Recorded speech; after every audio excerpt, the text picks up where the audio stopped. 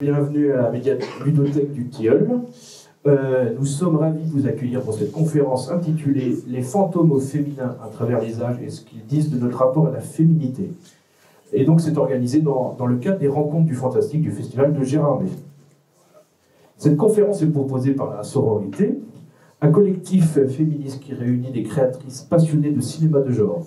Son objectif est la mise en avant de femmes autour du cinéma de genre, ainsi qu'un travail de réflexion de la représentation des minorités dans celui-ci.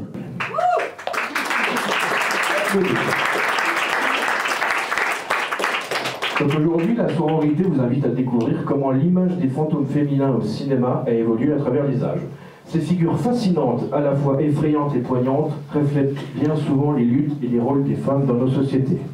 Allez-y, applaudissez. Alors, nous sommes très heureux d'accueillir cette conférence qui s'annonce passionnante et captivante ici à la Média Ludothèque. Nous remercions chaleureusement le festival pour son partenariat de longue date et son soutien constant qui nous permet de vous offrir cette opportunité aujourd'hui. Voilà, merci à vous. Alors, je vais présenter les intervenantes de gauche à droite pour vous. Alors, Judith de la chaîne Demoiselles d'horreur et journaliste à Écran Large. Ensuite, nous avons Mylène, animatrice de la chaîne Welcome to Playtime Beach et du podcast Jump Scare. Nous avons Jess, critique à Fucking Cinéphile et animatrice de la chaîne Jess Slasher. Nous avons Jessica du blog Bon Chic Bon Genre. Et ensuite, Éléonore, critique à Fucking Cinéphile et autrice du blog Léo Urilo. Nous espérons que cette conférence vous captivera et vous permettra de voir ces figures fantomatiques sur un jour nouveau. Bonne conférence à vous. Bonjour tout le monde, merci beaucoup d'être venu nous écouter. Alors on va commencer. L'une des raisons, évidemment, nous on a été très motivés par l'idée, par le thème du festival cette année, effectivement, qui est la figure du fantôme, parce que c'est une figure qui est indissociable de celle de la féminité dans le cinéma de genre. Le fantôme, la figure du fantôme et le cinéma en soi sont deux éléments qui se mélangent très bien. Le cinéma, de par sa nature d'image à la fois éternelle et en même temps éphémère lorsqu'elle apparaît à l'écran, a quelque chose de fantomatique en soi, à la fois comme quelque chose qui persiste et en même temps quelque chose qui disparaît aussitôt qu'il est là. Donc depuis la naissance du 7e art, les histoires de fantômes en fait ont été au cœur du cinéma de genre. On peut citer certains des exemples les plus connus. Donc La Charrette fantôme sort en 1921, réalisé par Victor Sjöström, je crois, à peu près comme ça. Le fantôme du Moulin Rouge, par exemple, réalisé par René Clair en France en 1925. En France, on a aussi La Chute de la Maison Usher qui date de 1928 par Jean Epstein, etc. etc. Donc ça, ce ne sont que les balbutiements, entre guillemets, bon, ce sont des chefs-d'œuvre, mais les balbutiements des histoires de fantômes au cinéma. Et à partir de là, évidemment, vont naître des centaines, des milliers, des millions de films de fantômes, avec évidemment des distinguos à faire entre les cultures. À chaque culture, évidemment, son cinéma, et donc son cinéma de genre, et donc son type de fantôme. Nous, c'est vrai que de notre côté du globe, on est très fantôme victorien, qui est identifiable à l'Europe, voilà, le cinéma anglo-saxon de manière générale.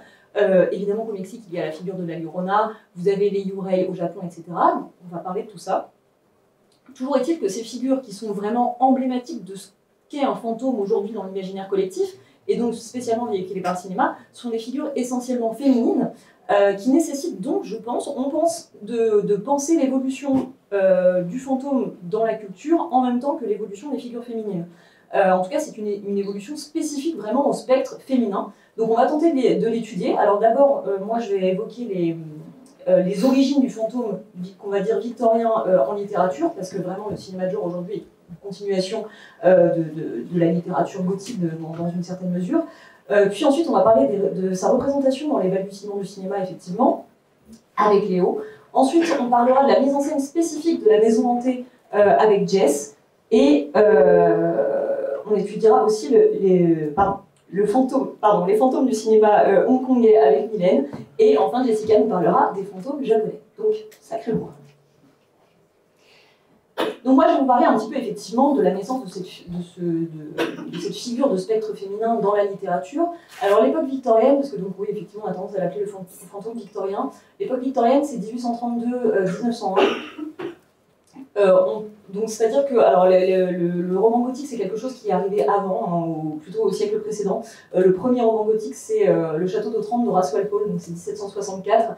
Mais il y a une continuation qui se fait du roman gothique sous l'ère victorienne, qui s'appelle plutôt le romantisme noir, mais tout ça un petit peu la même mouvance, nourrie par les mêmes inspirations. En tout cas, c'est vraiment une figure qui prend ses racines dans la littérature et qui perdure d'une manière vraiment spectaculaire aujourd'hui. Encore aujourd'hui, on a des représentations de fantômes qui sont vraiment ancrées dans cette époque qui est devenue presque un peu cliché. Vous voyez, l'Angleterre victorienne, on a une idée de fantôme féminin avec des longs cheveux, un chignon, une robe, voilà, très marquée dans cette époque. Et donc tout ça, je pense que ça vient de la littérature, même si, évidemment, vous allez me dire, il y a des contre-exemples masculins. Effectivement, dans la littérature, certains des premiers fantômes qui sont extrêmement marquants dans la littérature. On a évidemment, par exemple, les fantômes de Richard III chez Shakespeare. On a Alfonso dans le château d'Otranto, justement, d'Horace Walpole. On a aussi les esprits de Noël chez Dickens, dans le fameux chant de Noël, etc. Sauf que on peut remarquer que ces figures de fantômes sont davantage rattachées à des enjeux moraux et plus politiques, et ont aussi des représentations parfois plus abstraites ou moins humaines que les fantômes plus tard féminins. Par exemple, Alfonso, dans le château d'Otranto, c'est même pas quelqu'un, c'est même pas un fantôme qui s'incarne vraiment dans une figure humaine. En opposition, les fantômes particulièrement féminins, par exemple, c'est en général, tels qu'ils sont décrits, des fantômes qui ont taille humaine, qui sont reconnaissables comme étant une figure humaine, donc de femme, en général, pas toujours, mais plutôt jeune, avec une silhouette souvent translucide, éthérée, quelque chose de très vaporeux. Et c'est un écho de ce qui définit la féminité à cette époque. C'est-à-dire que les femmes sont considérées comme le sexe faible, et donc on est dans une figure qui est elle-même évanescente, évaporée, qui n'est pas du tout dans la force brutale, mais au contraire beaucoup plus dans la suggestion. Sachant qu'à l'époque, évidemment, on partait du principe, parfois on part encore du principe, que les femmes sont spécialement sujettes aux émotions, aux sentiments, davantage que les hommes, qu'elles sont davantage victimes de ça. Et la figure du fantôme, c'est justement une figure horrifique qui fait écho aux sentiments. Parce que souvent, on dit que quand il y a un fantôme, en fait, il demeure là parce qu'une grande souffrance a été ressentie, une grande tristesse, etc. Et tout ça, ça fait un petit peu écho au cliché féminin de l'époque, surtout en plus à une époque où les femmes portaient énormément de corsets. Elles s'évanouissaient souvent parce qu'elles respiraient mal, et il était de bon ton aussi d'apparaître comme une petite chose délicate, parce que du coup on était une femme bonne à marier finalement quand on était fragile, et voilà.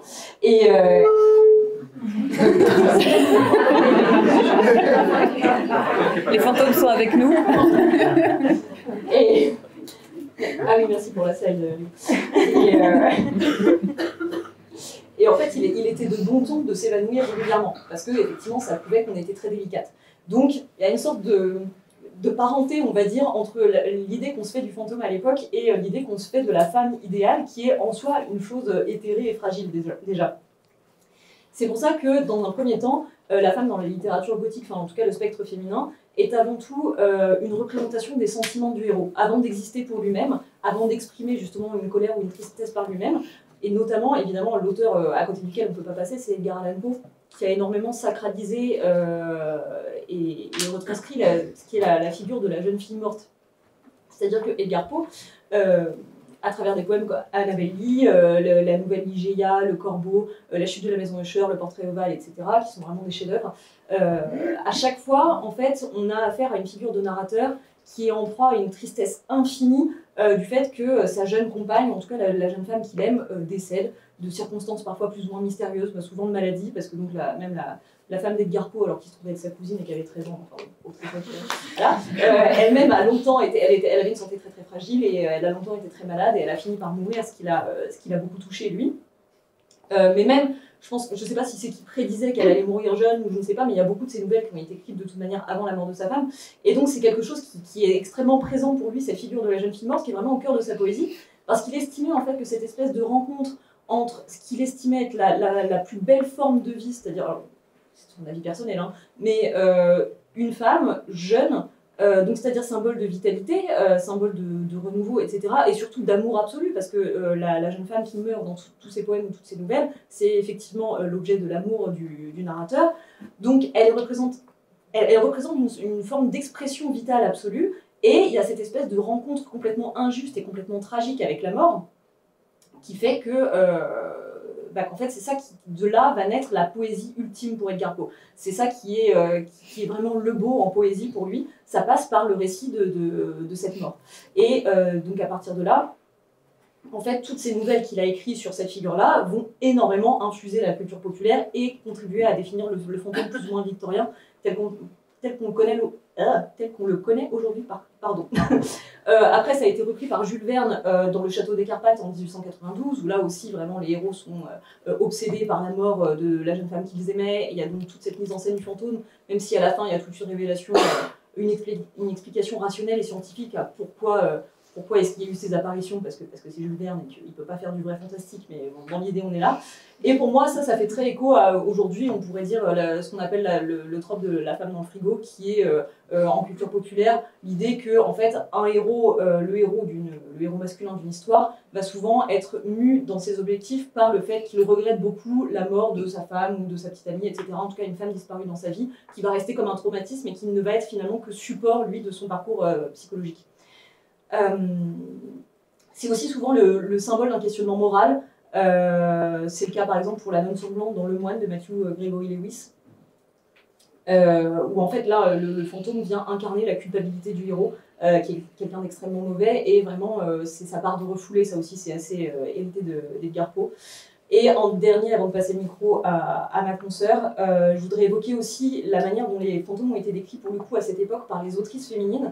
Vous avez par exemple chez Emily Brontë ou chez Charlotte Brontë, sa sœur, donc dans Les Hauts d'Hurlevent et dans Jane Eyre, vous avez des figures de fantômes. Alors dans Jane Eyre, c'est pas un vrai fantôme, mais la mise en scène, enfin le récit en tout cas nous présente la femme dans le grenier comme étant au départ un fantôme, et dans Les Hauts d'Hurlevent, c'est clairement un fantôme.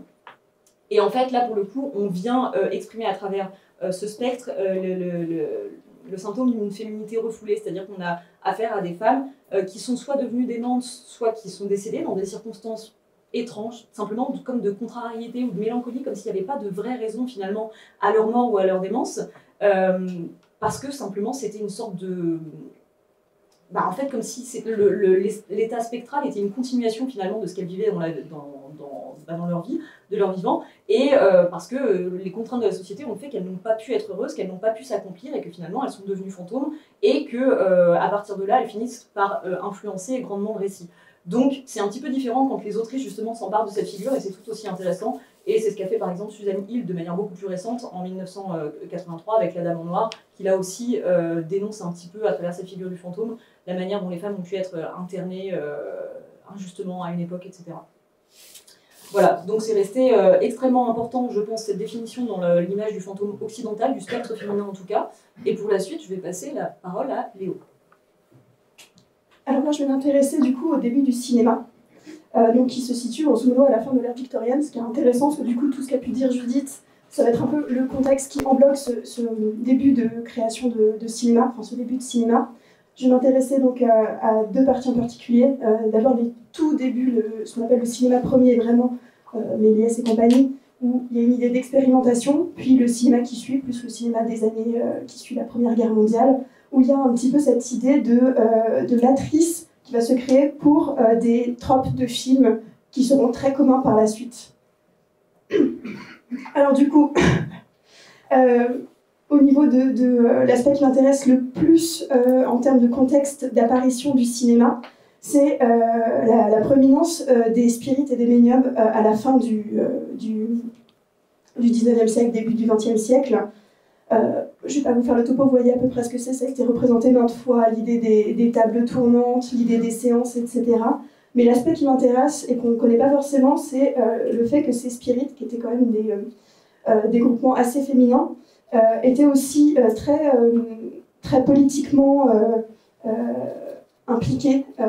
Elles étaient notamment assez proches des suffragettes et ont permis de laisser des places des tridunes pour les suffragettes. C'est un aspect qui m'intéressait notamment. Alors par ailleurs, j'ai mis ce nom de ce livre Radical Spirits. évidemment, on revient. C'est un livre que je vous conseille si le sujet vous intéresse. Il est assez passionnant. Malheureusement, je ne pourrais pas en dire plus parce qu'on a assez peu de temps, mais vraiment, c'est assez passionnant. Radical Spirit par Anne Broad. Donc, au début, le cinéma premier représente assez souvent les spirites, évidemment, vu que c'est ce qu'il y a autour de ça, un débat qui est assez constant. Et surtout parce que le cinéma premier vient un petit peu de ces spirites et comprennent le principe de machination qu'il y a derrière, et donc s'amusent gentiment, parfois, pas toujours, à montrer que ces spirites étaient en fait parfois des charlatans, alors que le cinéma assume beaucoup plus le côté trucage, on va dire. Donc là, je vais vous montrer un extrait du film Spiritualism of Fraud de Martin et Paul, où alors, je vous raconte le contexte, l'extrait va être très court, mais où on voit une séance de spiritisme. Au tout début, on voit le complice du spirit se cacher dans une armoire. On voit toute la séquence où on croit que c'est un vrai fantôme, et à la toute fin, finalement, les personnes qui viennent à la séance finissent par se rendre compte qu'il y avait bien un trucage, et c'est assez rigolo. Donc je vous conseille de le regarder en entier. Là, on va juste regarder l'apparition du fantôme avec du coup l'idée de trucage sur fond noir, donc incrustation d'images sur un fond noir.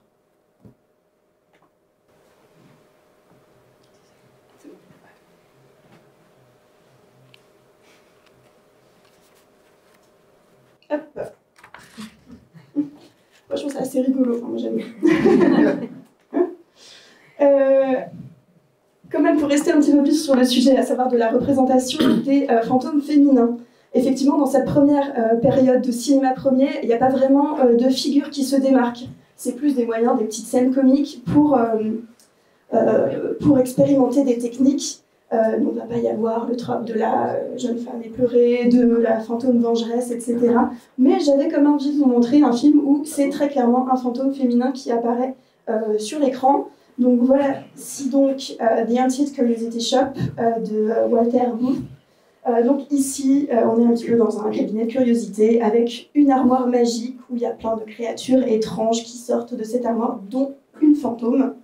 Je vous laisse apprécier.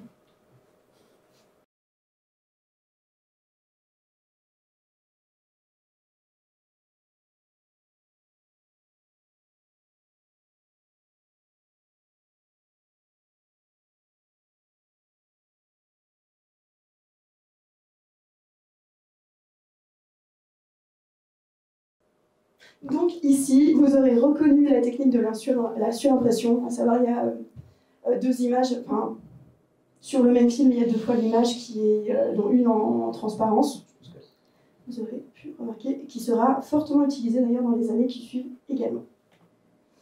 Alors on avance, et cette fois-ci, on parle du cinéma qui va suivre la Première Guerre mondiale et qui a fortement impacté à la fois donc, la société en général, mais beaucoup la population féminine. Donc, à la fin de la Seconde Guerre mondiale, il y a un déséquilibre démographique, à savoir, c'était une vraie boucherie, et clairement, il n'y avait plus assez d'hommes pour qu'il y ait assez de couples pour se marier, etc. Donc, il y avait une forte population féminine qui s'est retrouvée célibataire. Et qui, surtout pendant la guerre, les femmes se sont retrouvées, vous le savez bien, avec beaucoup plus de responsabilités, mais qui dit plus de responsabilité dit aussi plus de liberté quelque part. À savoir, elles sont habituées à porter le pantalon, à travailler, etc. Et forcément, en après-guerre, ça a donné cet énorme groupement de femmes avec beaucoup de responsabilités et de liberté qui ont mené à la figure de la garçonne, qu'on reconnaît, qui est assez facile à reconnaître grâce à cette coupe très courte que Louise Brooks a popularisée. Si le sujet vous intéresse, je vous conseille de lire Les garçons, mode et fantasmes des années folles de Christine Barr, qui est passionnant. Elle y parle aussi beaucoup de l'aspect transgressif de cette figure.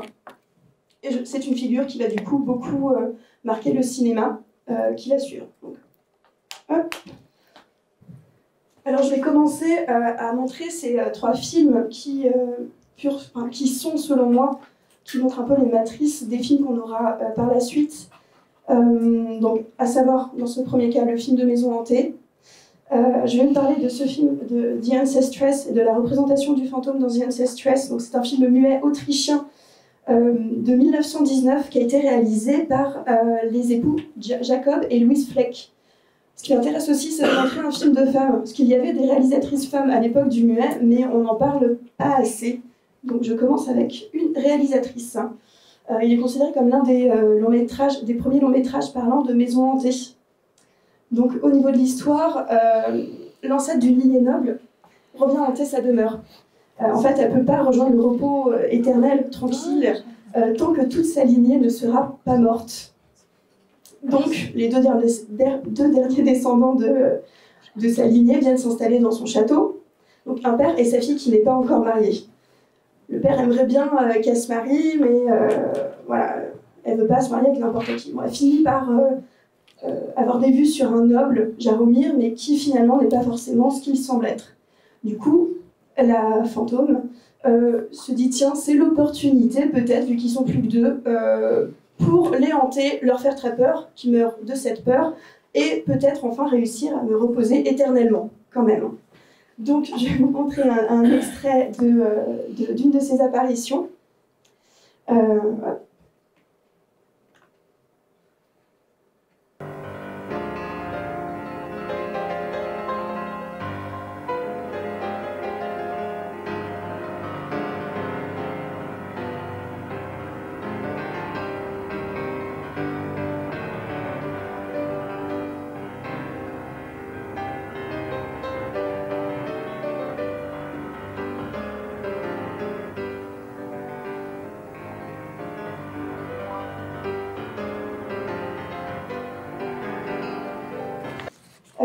Au niveau du procédé de représentation du fantôme, alors pas de surimpression pour cette fois-ci, les réalisateurs et la réalisatrice jouent simplement avec les ombres et les lumières, ce qui fonctionne parfaitement. Par contre, ce qui m'intéressait, c'est le côté de la surimpression qui n'existe pas, et quand même un petit peu présente avec le travail sur le voilage qui est tout en transparence.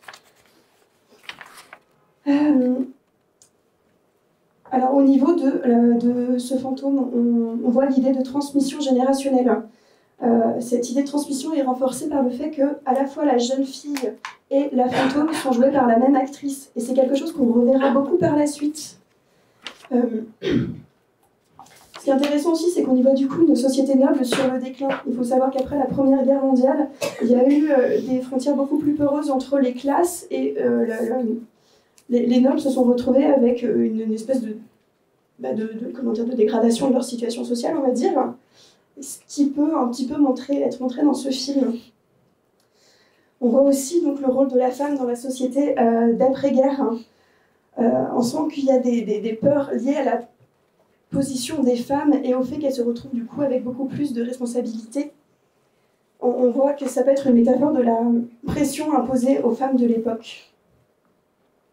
Et ce qui m'intéresse aussi, du coup, c'est l'aspect psychologique du fantôme féminin, parce que, effectivement, comme les deux personnages sont joués par la même actrice, on peut imaginer que le fantôme est en fait les reflets des peurs de cette jeune femme, tout simplement. Alors, je vais enchaîner avec Smiling Through, où l'idée de fantôme guide spirituel. Ça, c'est quelque chose qu'on retrouve beaucoup dans les années 80-90. Cette idée qu'un fantôme est mort, mais qui va aider un personnage toujours vivant à retrouver l'amour, à faire la paix avec lui-même. Et c'est exactement ce qu'on trouve dans ce film. Donc Smiling Through, c'est un film américain réalisé par Sidney Franklin de 1922. C'est encore un film muet. Au niveau du pitch, on suit la jeune Kathleen qui est envoyée vivre chez son oncle, un veuf qui n'arrive pas à tourner à la page de la mort de sa femme le jour de leur mariage. Cette jeune Kathleen, elle tombe amoureuse d'un jeune homme, sauf que bon, le pauvre, il s'appelle Kenneth Wayne, et son oncle a décidé qu'il détesterait absolument tous les hommes qui s'appellent Wayne, parce que le meurtrier de sa femme s'appelle Wayne. C'est absolument logique. Du coup, il a décidé de dire non, du coup, tu ne vas pas te marier avec lui, ce n'est pas possible. Évidemment, sa femme, qui est morte, qui est un fantôme, hante encore la maison. Elle est très triste de le voir bloqué dans cette situation et va essayer de faire en sorte qu'il tourne un petit peu la page pour que sa jeune nièce puisse, elle aussi, trouver l'amour. Le film se passe du coup pile pendant la Première Guerre mondiale, ce qui sera intéressant par la suite. Alors, je vais essayer de mettre le petit extrait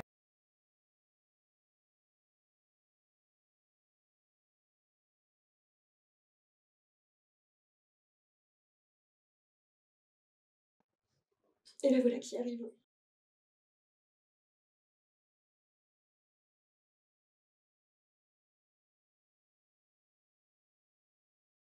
Alors du coup, au niveau de la représentation, on voit qu'il y a l'utilisation de la surimpression toujours, mais cette fois-ci, on joue beaucoup moins sur l'ombre et la lumière pour lui donner quelque chose de plus éthéré, de plus doux, parce que c'est pas un fantôme qui est fait pour faire peur.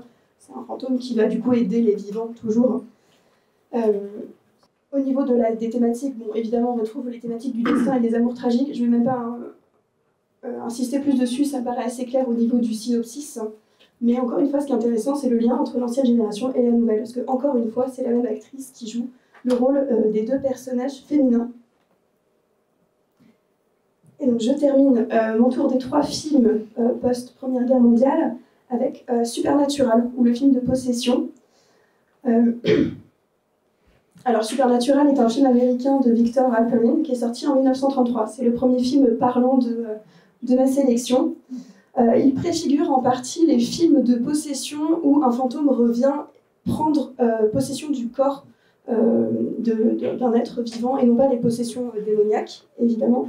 Alors, au niveau du petit pitch, on suit Ruth Rogan qui est accusée d'avoir tué 3 hommes. Elle est exécutée et elle devient l'intérêt d'un médecin expérimental qui est persuadé que l'esprit de la tueuse peut s'emparer d'un autre corps. D'un autre côté, on suit une jeune héritière, Roma Courtenay, jouée par Carole Lombard, dont le frère jumeau vient de mourir. Elle décide d'aller voir un médium qui est un charlatan et qui veut lui récupérer sa fortune. Mais qui est également l'ancien amant de la meurtrière qui a été tuée. Donc pendant une des séances, la meurtrière arrive à prendre à s'emparer du corps de la jeune femme, de l'héritière, et essaye ainsi donc de se venger de son ancien amant. Donc là, je vais vous montrer 2 petites séquences. Donc évidemment, l'arrivée du fantôme dans le corps. On verra qu'il y a encore une fois l'utilisation de la surimpression. Et ensuite, un moment où le Carole Lombard est possédé par l'esprit de la meurtrière et du coup sa manière d'agir qui est en contraste avec l'image de la blonde, éthérée, douce, qui est jouée par Carole Lombard au début du film.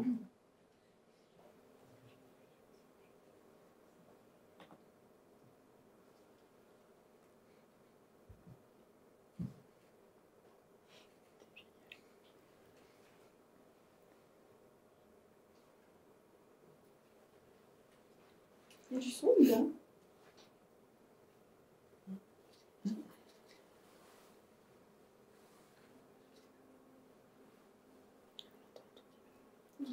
On va couper là parce que du coup, ça sans le son, c'est pas aussi parlant.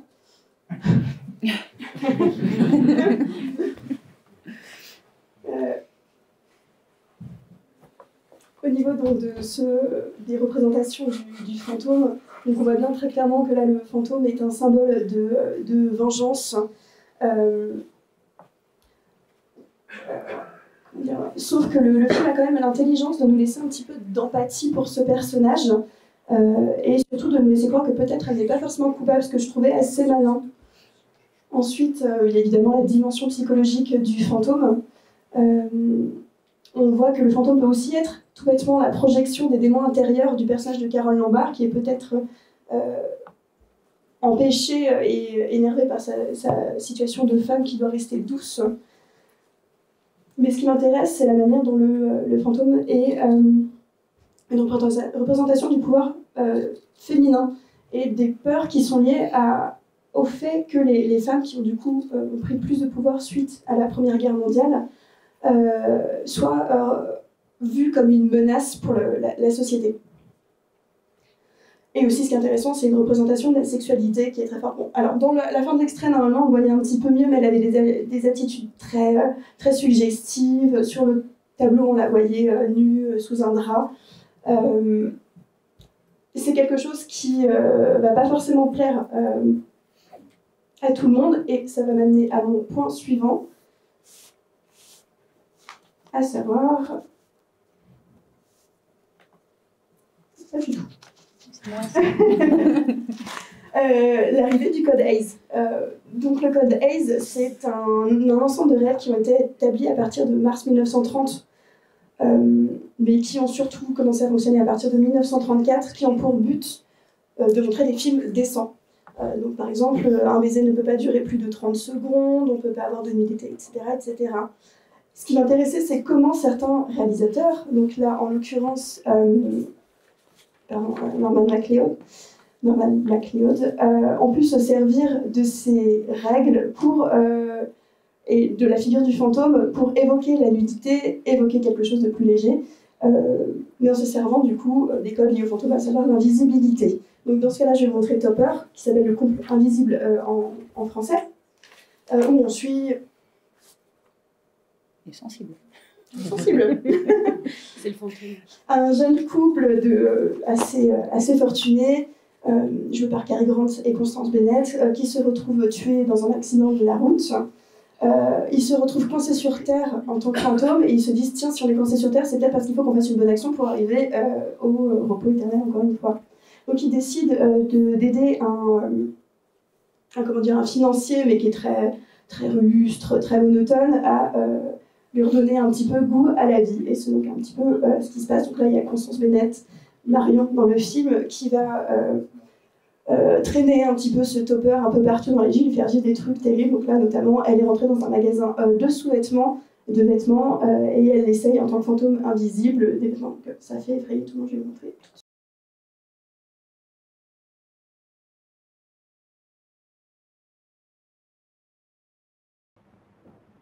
Mary, what are you up to now? Here I am, Toppy. Et voilà, donc vous voyez les sous-vêtements qui volent comme ça. Donc ça Mary, you promised to be good and... ça montre la nudité sans la montrer. Voilà. Juste, bon, du coup, pour dire 2-3 trucs, c'est intéressant aussi avec ce film, c'est que le personnage de Marion, donc la fantôme, est très piquante, très drôle, très indépendante, avec énormément de liberté. Et tout ça, on imagine que ça vient vraiment avec cette émergence de la figure de la Garçonne qui a vraiment marqué profondément la représentation des personnages féminins de l'époque. Donc je vais passer la parole à ma collègue Jess qui va du coup vous parler cette fois-ci des maisons hantées. Merci Léo. Alors, donc on impute ceci au sol sur lesquels ces maisons sont bâties aux gens en fait qui occupent ces demeures. Il y a quand même certaines maisons qui nous donnent un sentiment d'être observées, un sentiment de malaise. Et c'est le cas de Hill House, qui du coup est un manoir qui a été rendu célèbre par l'autrice Shirley Jackson dans son roman de 1959, La Maison hantée.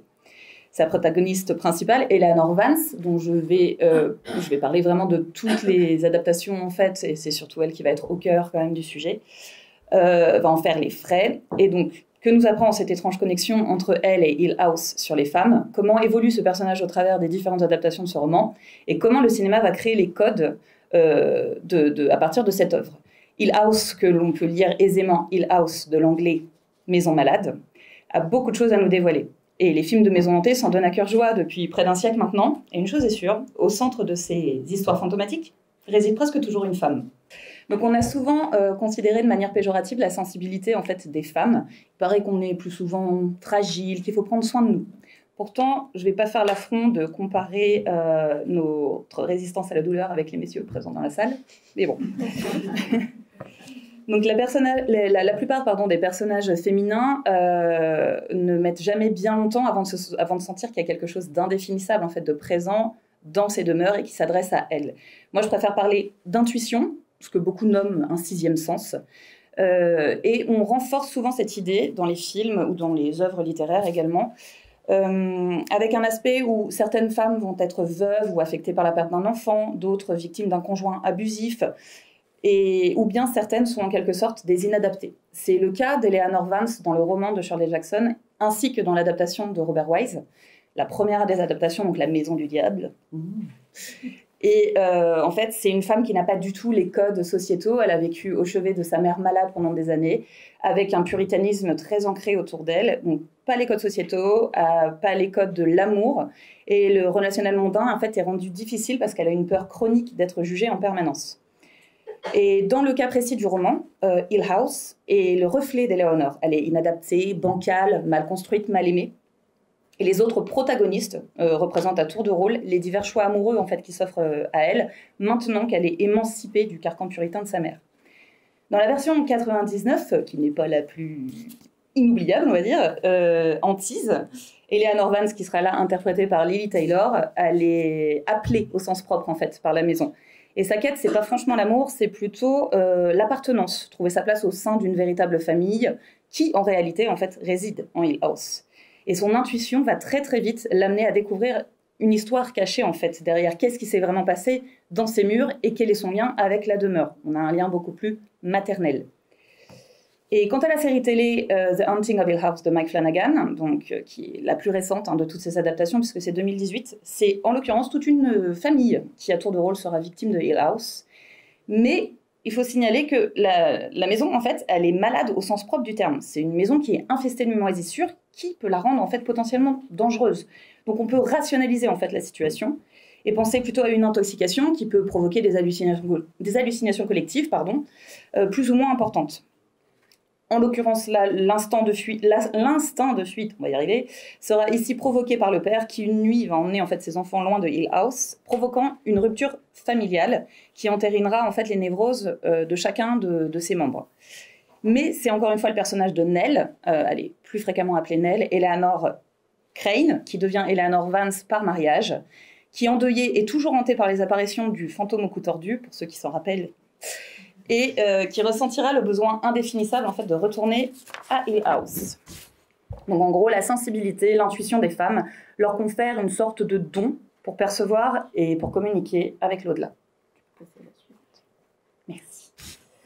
Alors, afin d'aborder ce point, je voulais revenir un petit peu en arrière au 19e siècle, à cette époque où les femmes étaient dites donc des spirites, ce que tu as déjà évoqué Léo, qui essayaient en fait tant bien que mal aussi de s'émanciper d'un modèle classique. Malheureusement pour elles, le schéma social reste le même, les femmes au guéridon, les hommes au bureau. Elles conservent le rôle d'hôtesse, d'accueil des esprits dans leur salon, sans parler des stéréotypes véhiculés par cette profession. Pire encore, les femmes spirites sont étudiées, car oui, là encore, il semblerait que les savants aient toujours préféré choisir une femme à un homme pour étudier la communication avec les morts. Donc elles étaient malmenées, dénudées, crucifiées. Les hommes vont pratiquer sur elles des examens bucco-gynécologiques et les contraindre même à utiliser des laxatifs, des vomitifs, pour être sûr qu'elles n'utilisaient pas en fait des objets pour communiquer avec les morts.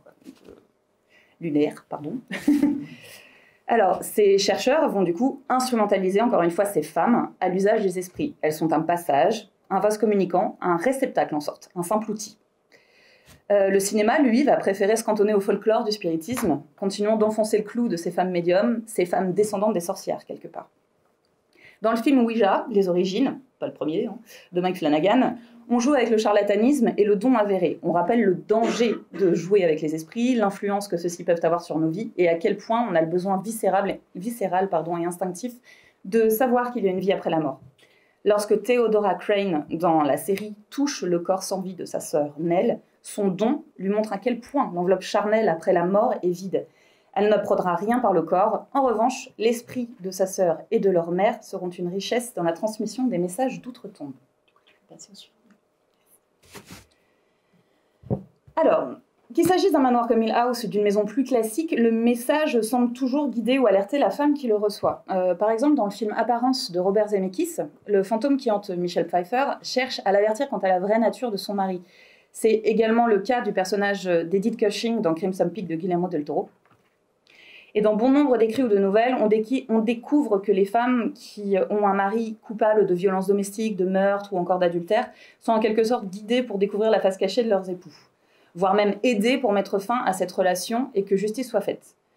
Dans le roman de Shirley Jackson, la maison va nourrir le besoin d'émancipation et de liberté d'Eleanor Vance envers les convenants, de découvrir les plaisirs de la chair tout en la confrontant en fait à ce qui l'effraie le plus, sa vraie nature.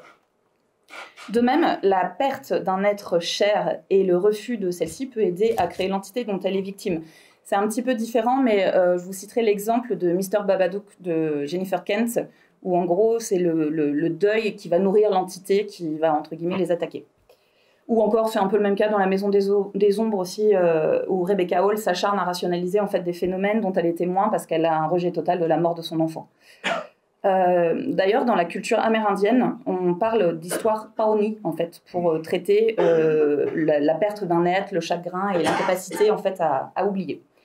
Et il y a aussi les femmes endeuillées qui, a priori, semblent recevoir un message très commun, bâtir ou créer. Merci. Donc, par exemple, le cas concret et réel, bien réel, hein, de Sarah Winchester, c'est un très bel exemple. Elle a été endeuillée jusqu'à sa propre mort, en fait, par la perte de son époux. Et elle aurait suivi, en fait, les instructions de construction que les esprits lui communiquaient tout au long de sa vie. Donc, c'est pour ça que la maison Winchester, qui est située à San José, en Californie, c'est une des plus grandes curiosités architecturales et aussi un des lieux les plus hantés, en fait, jamais explorés, quoi. Et son cas, en fait, d'ailleurs, a inspiré Stephen King dans la création du personnage d'Ellen Rimbauer. Je vais vous en dire plus. King, en fait, est très très fan de l'œuvre de Shirley Jackson et dans les années 90, il décide de réécrire un remake, en fait, une réadaptation de son œuvre qui était à la base destinée à Steven Spielberg, mais en fait, ils se sont jamais mis d'accord sur le sujet. Donc, King, il a remanié en fait son histoire. Il est allé voir son copain Mick Garris et ils ont incorporé en fait l'histoire de Hill House et l'histoire de Sarah Winchester pour créer la mini-série Rose Red et le personnage d'Ellen Rimbauer.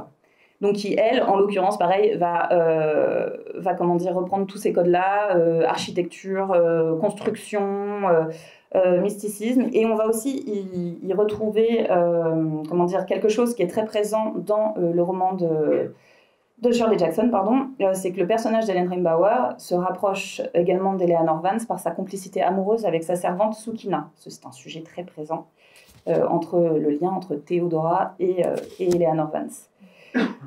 Pour ce qui est de la partie plutôt la création en tant que telle, je vais extrapoler un petit peu et parler vite fait de la série Shining Vale, où on voit Courtney Cox qui est sous l'influence des esprits de sa demeure et à l'instar d'un Jack Torrance, vont lui indiquer comment créer son prochain roman. Alors il faut savoir quand même que la création pour atteindre le succès, ça semble plutôt majoritairement destiné aux hommes. Mais du coup, l'exemple de Shining Vale est suffisamment rare pour être mentionné, quoi. Ici, quand ça se passe comme ça, pour la réussite, les fantômes imposent leur volonté en fait à celles qui veulent cohabiter avec eux. Et le processus créatif est un équilibre fragile, une soumission aux ordres qui se voit déstabilisée lorsque ces femmes se rebellent et n'acceptent plus d'écouter. Merci. Alors, donc comme un petit peu évoqué, et comme j'imagine vous le savez, vous le constatez, la plupart du temps, les manifestations, elles y vont crescendo en fait dans les films, jusqu'à une sorte de destruction finale. Au sens propre du terme, la demeure, elle peut voler en éclats, comme dans Rose Red, ou encore se transformer en quelque chose de vindicatif, comme dans Antis, qui va menacer en fait tous les protagonistes, offrant un spectacle d'effets numériques plus ou moins réussi. On va pas se... D'un point de vue plus métaphorique, il peut s'agir de l'implosion d'un noyau familial toxique, comme c'est écrit pour la série en fait The Haunting of Hill House, qui en général mène à la réconciliation, l'affrontement final et collectif, resserrant les liens. Shirley Jackson poussera Eleanor à se détruire elle-même en sous-entendant que c'est elle que la maison... en sous-entendant qu'elle est réellement hantée et que c'est Hill House qui veut qu'elle reste ici et qu'elle-même veut absolument rester ici et appartient à l'endroit. Je précise que dans la version de Robert Wise, on écourte un petit peu plus le sujet et on conclura qu'Eleanor s'est suicidée en proie à la folie. Folie qui sera le sempiternel diagnostic masculin à l'encontre des femmes. Alors... Si la maison a cette force de persuasion, c'est parce qu'elle est sans cesse mise à l'échelle humaine et traitée comme telle. Même le docteur du roman ou des films parle d'elle à la manière d'un psychologue parlant de son patient. Un des codes communs à la plupart des œuvres se déroulant dans une maison hantée ou habitée par une entité est que les femmes réceptives ne trouvent quasiment jamais grâce auprès de leurs conjoints, de leurs collègues, des scientifiques qui partagent leur aventure. Elles sont cataloguées de folles, d'hystériques, j'irais jusqu'à dire d'hérétiques à conduire au bûcher dans une version moins contemporaine. Pourtant, ce n'est pas parce qu'on ne peut pas percevoir quelque chose que cela n'existe pas. Et il est, pour ainsi dire, toujours trop tard pour la victime lorsque les autres font face à l'inéluctable vérité. Heureusement, certains métrages tendent à changer ce cliché poussiéreux, tout comme globalement l'a fait Mike Flanagan avec la série, par exemple. Mais il semblerait que nous restions frileux à accepter l'inacceptable.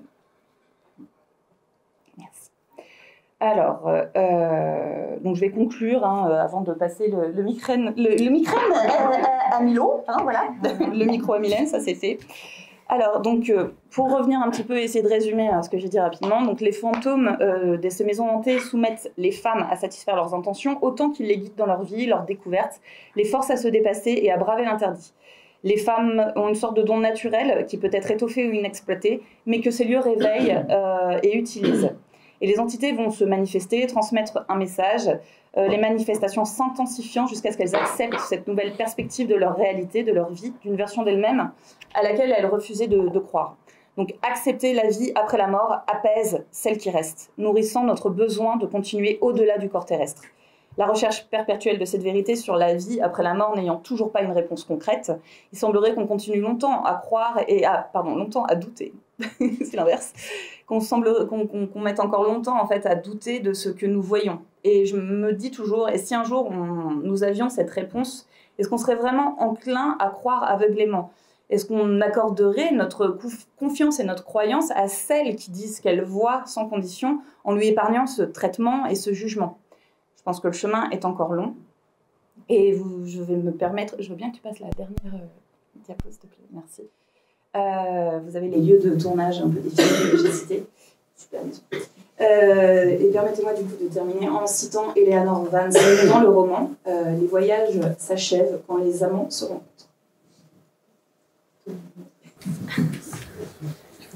Du coup, j'ai pas très bien introduit Mylène, mais donc à Mylène et Léo, fantôme hongkongais.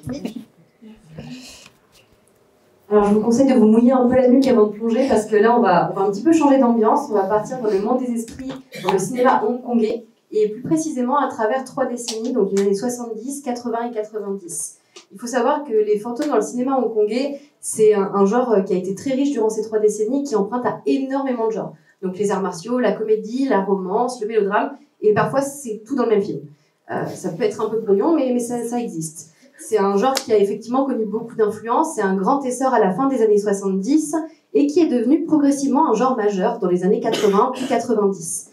Dans les années 70, on est face à une décennie d'évolution et de transition, mais aussi un essor des films de sabre, de kung-fu, ainsi que les films inspirés du folklore local, plus précisément le folklore chinois. Le cinéma hongkongais, il va progressivement devenir un cinéma plus marqué, et notamment en ce qui concerne le cinéma de genre. Vous connaissez probablement des films de catégorie 3. Vous savez un petit peu le style de film que c'est. C'est gore, c'est violent et ça tâche. J'ai choisi de vous parler pour les années 70 dans un premier temps de The Enchanting Ghost, qui je trouve est très très représentatif de la première partie des années 70. Ici, on est sur une histoire de fantôme produite par la Shaw Brothers. Donc, pour le contexte, la Shaw Brothers, c'est une société de production hongkongaise qui avait vraiment le monopole jusqu'à la moitié des années 80 et qui est un peu le pendant hongkongais de la Hammer. Ici, dans ce film, on se situe vraiment typiquement dans ce qui se faisait en studio dans les années 70, mais aussi avec des inspirations aux opéras Wang-Hae en fait, des années 60. Et notamment dans le fait que en fait, le jeune érudit est joué par une jeune femme. Donc ça, c'est typiquement repris des conventions des opéras. Ici, dans ce film-là, on va suivre un jeune érudit qui se retrouve sans maison et qui va du coup décider de vivre dans une maison dite hantée. Il va faire la rencontre d'une mystérieuse jeune femme qui n'a d'égal de son mystère que sa beauté et va en tomber follement amoureux. Tout le village est persuadé que cette jeune femme est un fantôme, elle n'en est pas une. Elle va être empoisonnée et comme dans beaucoup de films de cette période-là, l'empoisonnement va la défigurer et elle va choisir de se suicider. Elle va progressivement se transformer en fantôme. Et là, on va s'inspirer justement du folklore chinois avec une illustration des Nyungui, qui sont des fantômes vengeurs de femmes qui, de leur vivant, ont connu une injustice morale, des violences, donc conjugales aussi, et qui la plupart du temps se suicident. C'est des fantômes qui sont habillés en blanc ou qui peuvent être aussi vêtus de rouge pour symboliser leur colère. On a aussi quelques variantes où on a ces femmes-là qui séduisent leurs victimes et qui leur aspirent leur yang. C'est des sortes de succubes qu'on pourra par exemple voir dans des films tels que Histoire de fantômes chinois. Donc dans le début des années 70, on est sur des films qui sont quand même relativement doux. Et en fait, les thématiques récurrentes sont souvent l'amour et la vengeance, et parfois dans le même film. Notamment dans The Devil from Hell, où là, typiquement, on a une femme qui est à la fois une humaine et qui va être amoureuse de son mari, et qui va prendre aussi la forme d'un fantôme et se venger des hommes qui l'ont tué. Donc, à la moitié des années 70, on a vraiment un changement de ton. Tout à l'heure, je vous ai dit que les films étaient assez doux, qu'on avait encore un petit peu d'amour. À la moitié des années 70, on commence à arriver vers le cinéma quital, justement, vers la pré-catégorie 3, et vers des choses un petit peu plus horrifiques. Ici, ce film-là, c'est un film qui est réalisé par un réalisateur coréen, et on voit qu'on a aussi des inspirations aux fantômes japonais. On reprend aussi la figure d'Unungui avec cette femme vengeresse, et il s'agit aussi d'un remake d'un film coréen, The Black Air, sorti 1 an plus tôt. Et vraiment, on commence à voir en fait les codes de ce que va être le cinéma hongkongais, et notamment les fantômes féminins, dans les années 80. Mais le film qui va vraiment poser les bases et le brouillon de ce qui va être les années 80 dans le cinéma hongkongais, et notamment les fantômes féminins, c'est Spirit from the Raped, qui là, en fait, nous montre une femme qui a été bafouée de son vivant, qui a vécu énormément de traumatismes et qui décide de mettre fin à ses jours. De son suicide, il ne restera que sa robe rouge, et elle reviendra sous le forme d'un fantôme vengeresse, où là, sa colère n'aura plus de limites. Et ici, on voit en fait les prémices donc, de la catégorie 3 et quelques éléments qu'on retrouvera plus tard dans les années 80 dans des films tels que Seeding of a Ghost. Donc, vous voyez par exemple qu'il y a quelque chose qui est assez récurrent dans ce cinéma-là, jusque dans les années 80, c'est qu'on a énormément de couleurs, c'est très très pop, et on a aussi des éléments donc avec des tropes en fait qui vont être créés, comme dans le cinéma gothique de la Hammer, tels que l'étang en fait brumeux avec du rouge, du vert. On aura aussi le trope de la bougie, mais des éléments qui tachent un petit peu plus, et du vomi vert fluo. Donc à partir de la moitié des années 70, vraiment, je vous l'ai dit, c'est vraiment une phase de transition. Et dans les années 80, on va avoir des films qui vont vraiment lancer un grand mouvement de développement des fantômes féminins et de cette figure-là, et notamment le film X, qui est un très bon exemple, qui est réalisé par le même réalisateur que Spirit of the Raped, qui est un réal qui s'est spécialisé dans le cinéma d'horreur hongkongais, notamment avec des films comme The Ghost Eyes ou encore The Boxer the Man, qui là encore est un film de pré-catégorie 3. Je vais y arriver. C'est un film très intéressant parce que, encore une fois, c'est un film qui symbolise tout ce que vont être les années 80. Et alors, tandis que dans les années 70, on est plus sur de la romance, de la vengeance, dans les années 80, il y a vraiment deux mouvements qui s'opposent. C'est à la fois, on a beaucoup d'inspiration aux racines, au folklore chinois, des références. Donc dans X, on va avoir des références justement aux étangs, des studios de la Shaw Brothers. On va avoir aussi des références à la Hammer, des choses plus traditionnelles, des thèmes qui étaient aussi récurrents dans les années 70, tels que les violences conjugales ou encore le meurtre, la trahison, la vengeance, et des expérimentations, parce qu'à cette période-là, tous les réalisateurs, enfin une partie des réalisateurs hongkongais vont à l'étranger pour se former et ramènent des nouvelles techniques, des nouvelles inspirations. Ici, on a vraiment des expérimentations techniques, des effets spéciaux au niveau de la présentation des fantômes, donc comme vous l'avez vu avec cette tête parlante.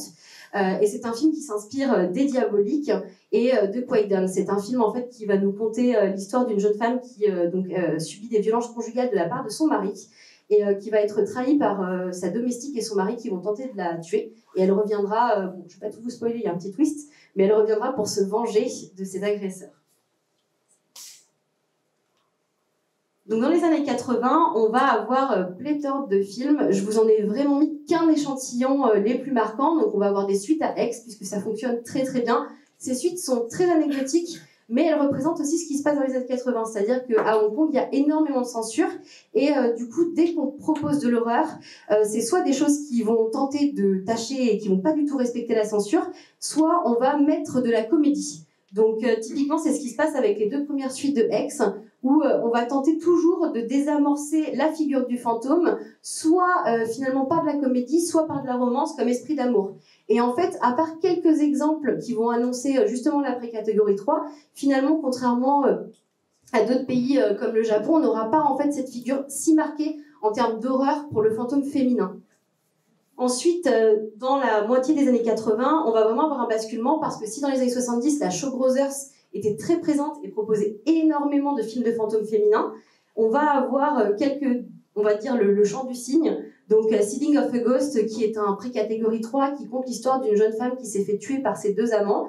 Son mari va la ressusciter sous la forme d'un fœtus, qui va tuer tous les gens qui lui ont fait du mal.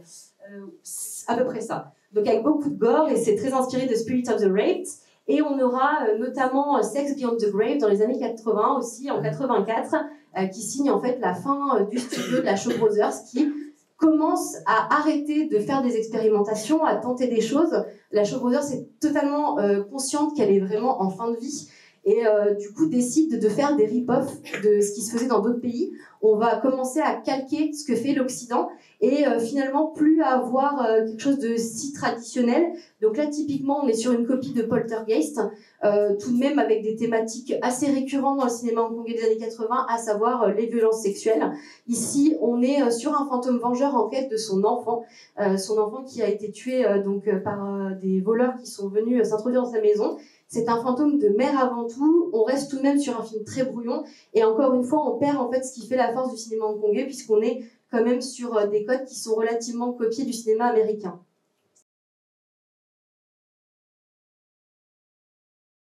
Je vous l'ai dit tout à l'heure, on a vraiment ce phénomène-là de copie du cinéma américain, notamment avec des films tels que The Ghost Snatchers, qui est typiquement un mix entre Poltergeist 3 et Ghostbusters, avec notamment une femme tueuse qui tue à travers une télé. On a quand même des belles expérimentations, mais en 87, on va vraiment avoir des petites pépites. En fait, c'est une année très très importante pour le cinéma hongkongais et pour les fantômes féminins. On va avoir encore une fois de la présence très importante des fantômes romantiques. Ça, c'est quelque chose qu'on retrouve beaucoup dans le cinéma hongkongais, et notamment le film Rouge, qui est un très bel exemple de ce qui peut se faire dans ces années-là. Rouge compte l'histoire de Fleur, qui est une courtisane qui a vécu au début du XXe siècle et qui va follement tomber amoureuse du maître 12, mais ils sont pas du tout du même monde et on va pas accepter qu'ils se marient, donc ils vont essayer de se suicider ensemble pour se retrouver en enfer. Ensuite, on va passer dans le futur et passer dans les années 80. Et Fleur erre dans les rues d'Hong Kong, dans un Hong Kong qu'elle ne reconnaît pas du tout. Donc ça, c'est très intéressant parce que c'est à la fois le fantôme de cette courtisane, mais d'un Hong Kong passé, parce qu'on a beaucoup de scènes en fait, d'architecture en fait, du Hong Kong passé. Donc c'est très très beau. Et spoiler alert, je suis vraiment désolée. Finalement, si elle ne retrouve pas son amant pour partir en enfer, c'est qu'il n'est pas mort. Et du coup, elle sera rudement déçue. Donc c'est ça la scène de fin où elle retrouve son amant qu'elle a cherché pendant plus de 50 ans dans les rues d'Hong Kong, qu'elle ne reconnaissait plus et qui finalement ne l'a pas suivie. Donc je vous dis tout à l'heure, vraiment les années 87, c'est une grande année pour le fantôme féminin, et notamment à travers un film, Histoire de fantôme chinois, qui est produit et écrit par Tsui Hark. Donc Tsui Hark qui lui va vraiment modifier justement l'image du fantôme féminin, parce que dans les années 80 on va avoir énormément de films de fantômes, je vous l'ai dit, avec un gros pic, donc pas que pour les fantômes féminins, et notamment des représentations très très misogynes dans des films tels que L'exorciste chinois. Et Tsui Hark, lui, vraiment il apporte des personnages féminins qui sont écrits, qui sont intéressants, et vraiment il donne une certaine d'aspect très poétique de fable, et lui aussi il plonge en fait ses inspirations dans les traditions telles que les histoires courtes de Pyong Songling. Donc vraiment, encore une fois, on va avoir à la fois un croisement entre des techniques qu'il va prendre en fait d'autres pays, notamment il va s'inspirer des effets spéciaux d'Evil Dead, dans ses plans, dans les FX, vraiment on va avoir quelque chose de très très foisonnant, et des inspirations au folklore chinois, avec justement des fantômes comme les Nyungi. On est aussi sur un phénomène très très intéressant, parce que il faut savoir que les fantômes, pour Hong Kong, c'est un genre très florissant, mais c'est un genre surtout qui illustre les craintes que peuvent avoir les Hongkongais, parce que Hong Kong est rattaché à l'Angleterre depuis 1857, mais va revenir à la Chine le 1er juillet 97, et durant toute cette période-là, on a vraiment une peur du changement, une crainte de l'inconnu, et ces films de fantômes vont servir aussi un petit peu à exorciser ces peurs. Avec Histoire de fantôme chinois, ce qui est très intéressant, c'est qu'on va vraiment avoir une histoire d'amour éternel et impossible entre la Chine, donc qui sera du coup représentée par le spectre d'une femme, et Hong Kong, donc avec le jeune homme qui va en tomber follement amoureux. Donc on va avoir tout un phénomène qui va se développer à travers la franchise des films Histoire de fantôme chinois. Dans le deuxième film est toujours produit par Tsui Hark. On est vraiment sur un film qui finalement devait être plus drôle et en fait va devenir un peu plus macabre. Il représente le choc traumatique qu'a subi l'Asie. Et là, on est sur des fantômes qui sont des faux fantômes. On est vraiment sur un film de faux semblants. En 91, on va avoir un troisième film qui là sera plus un remake. Et cette fois-ci, finalement, le film sera moins sentimental, moins catastrophique, à l'approche de la rétrocession, on va tenter de faire quelque chose de plus doux. Puis finalement, Tsui-Hark, pour fêter la rétrocession, décidera de faire ce dessin animé de Histoire de fantômes chinois, vraiment comme un événement symbolique. Donc c'est très intéressant d'étudier justement cette franchise qui aura énormément de rip-off sur un aspect politique. À savoir que je vous ai épargné la suite des années 90, car après c'est la totale dégringolade. Les représentations faites par Tsui-Hark, très romantiques, avec justement des inspirations au folklore chinois, quelque chose de très beau, très travaillé, et ces personnages féminins très intéressants. À partir de 92, on part sur des aspects beaucoup plus érotiques, avec des rip-off justement tels que Erotic Ghost Story, de Histoire de fantômes chinois, des choses beaucoup plus comiques et moins travaillées et finalement bien moins intéressantes. Et maintenant, je vais passer la parole à ma consoeur, Jessica. Alors moi, du coup, je vais évoquer les années 2000 avec les fantômes féminins japonais. Donc, je vous ai mis les deux exemples les plus connus avec Sadako dans Ring qui est sorti en 98 et Kayako dans Jun-On en 2002. Donc maintenant, c'est vraiment des figures qui font partie de la pop culture, qui sont connues dans le monde entier et qui a lancé une nouvelle vague. Mais évidemment, les fantômes féminins japonais sont très nombreux, très divers. Donc je vous ai mis One Miss Cold et The Locker, sur lesquels je vais revenir plus tard. Moi, aujourd'hui, je vais m'attarder surtout sur la figure de Onryo, mais donc une figure de fantôme féminin, pardon. Mais en fait, le Japon a évidemment plein de typologies de fantômes pour matérialiser leur peur. Donc on a des fantômes, des typologies de fantômes qui représentent des catastrophes naturelles, évidemment que le Japon connaît régulièrement, mais aussi des fantômes qui représentent des fantômes, des mères qui viennent d'accoucher ou des femmes enceintes. Donc je vous laisse vous tirer les propres conclusions de ce qui fait peur à la société. Concernant la figure de l'Onryo, en fait, donc c'est un fantôme féminin globalement. Parfois c'est un enfant, donc elle est reconnaissable avec ses longs cheveux noirs et souvent habillée en blanc. La particularité, c'est que souvent, c'est des femmes qui ont été victimes de féminicide. Globalement, c'est des morts très très violentes. En termes d'apparence, sinon, elles sont assez proches de l'humain. Donc, c'est pas des fantômes un peu transparents ou vaporeux qu'on a pu voir auparavant. Là, on est sur quelque chose parfois de très charnel. Par exemple, Sadako, on voit ses ongles arrachés. Là, dans One Miss Cold, c'est un fantôme qui est vraiment défiguré. On voit une espèce de chair. Et souvent, c'est des fantômes qui utilisent aussi la technologie humaine. Donc là, on voit bien une volonté en fait de rester attaché à l'humain, quoi. L'autre particularité, c'est qu'on ne peut pas résoudre le problème de ces fantômes-là. On ne peut pas les soulager, on ne peut pas les comprendre, on ne peut pas les calmer. Du coup, mort violente, donc super vénère. Donc en fait, c'est des boules de haine en permanence. Et donc, il ne faut pas croiser leur chemin parce que de toute façon, vous allez mourir. Donc j'espère que vous n'allez pas en croiser du coup parce que voilà, ça sera fatal. Le dernier point que je trouve intéressant, c'est que en revanche, il y a des fantômes qui ont besoin de faire perpétuer leur histoire, parce que souvent dans ces films-là, il y a une séquence où l'Onryo en fait transmet des images en fait à l'héroïne ou au héros pour expliquer comment elle est décédée. Donc il y a vraiment cette volonté quand même de passer le message de voilà, j'ai été tuée et voilà de quelle manière j'ai été tuée, et souvent par des hommes. Voilà.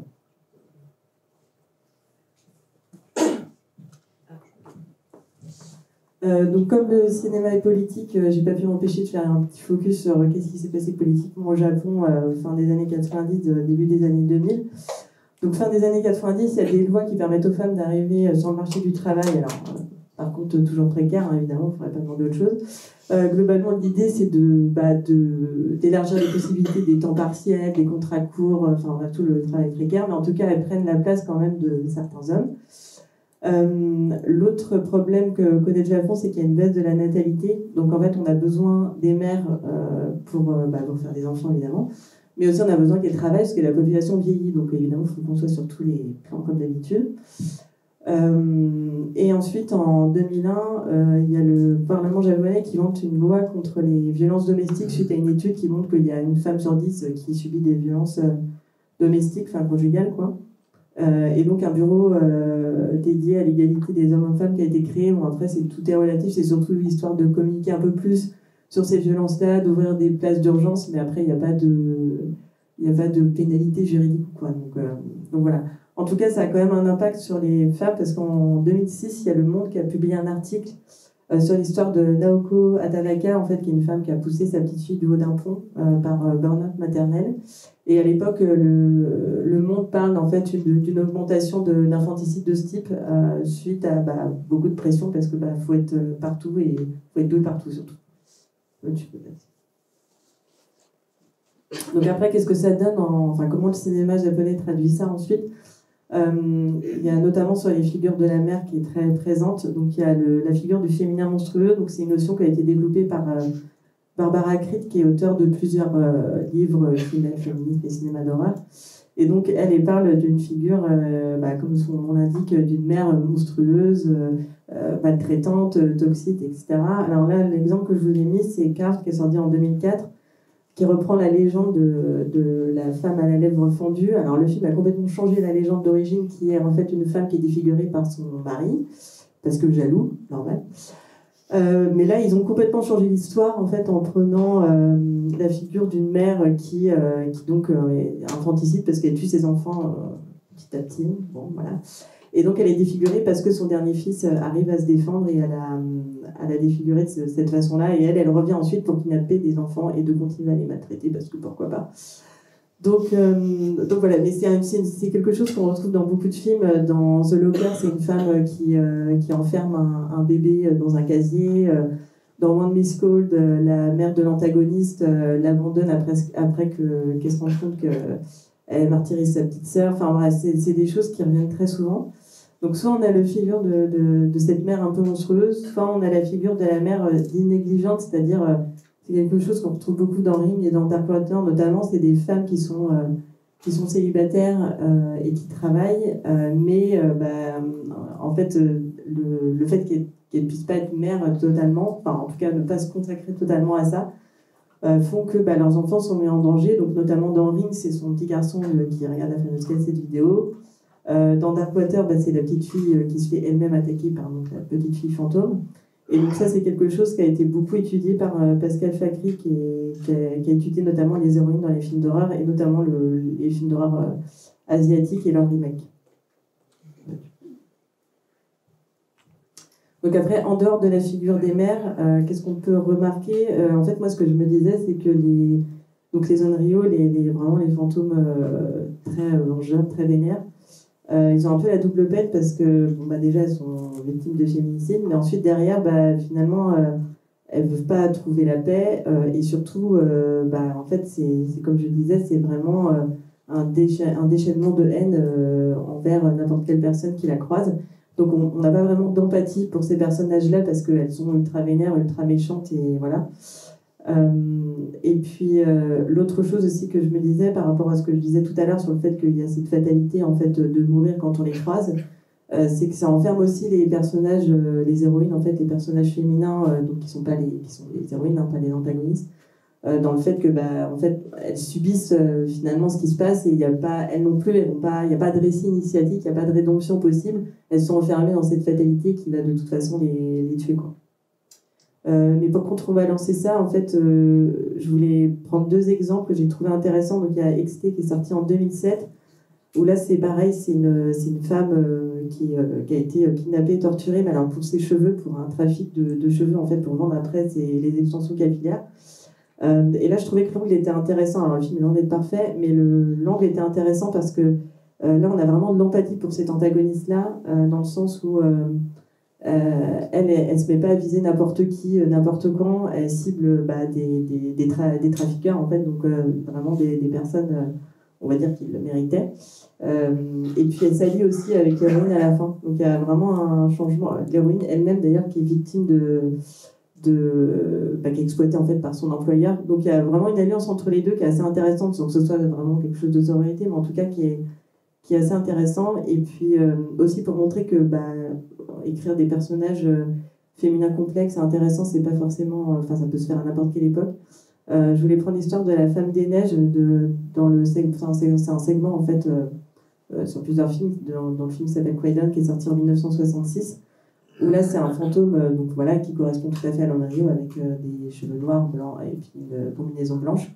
Mais là pareil, elle attaque pas n'importe qui. En gros, elle tue un peu qui elle veut. Des fois elle veut pas, des fois ça dépend, on sait pas pourquoi. Elle choisit des hommes, mais bref, En tout cas, elle en choisit un qu'elle va épouser, avec qui elle va faire des enfants. Et ce qui est assez intéressant, c'est que donc à un moment, elle le quitte et elle lui dit bah, en fait, maintenant, c'est toi qui vas t'occuper des enfants et t'as intérêt à bien t'en occuper parce que si tu t'en occupes pas bien, je reviens et ça va mal finir. Donc, je trouvais ça assez intéressant parce que c'est vraiment, enfin voilà, c'est un vieux conte, hein, c'est sorti en 1966. Donc voilà, ce serait intéressant. Enfin, moi, ma conclusion, en tout cas, de tout ça, ce serait de dire que ce serait bien qu'on ait des réalisatrices aussi japonaises qui s'emparent un peu de ces figures-là, notamment de ces figures maternelles, pour proposer un peu un autre récit, parce que là, c'est vrai que souvent, on est dans des schémas un petit peu qui se répètent, et voilà, ce serait pas mal.